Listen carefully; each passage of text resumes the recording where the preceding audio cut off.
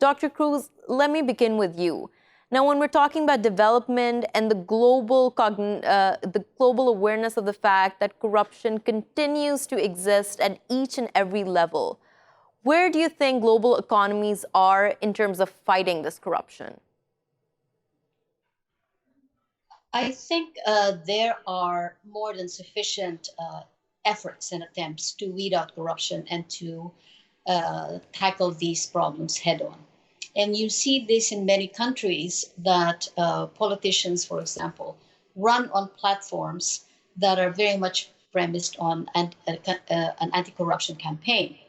These have proven to be very popular, and it has also proven to mobilize millions of voters in support of politicians' promises that they will weed out corruption once they are in office. So, in short, we are not short of these attempts to root out corruption and to solve these problems once and for all.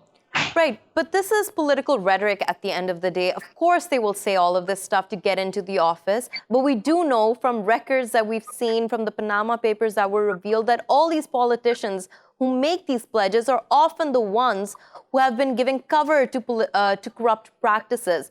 Now, in terms of that, at a wider systematic level, what is international law doing in order to become more robust in targeting corrupt practices?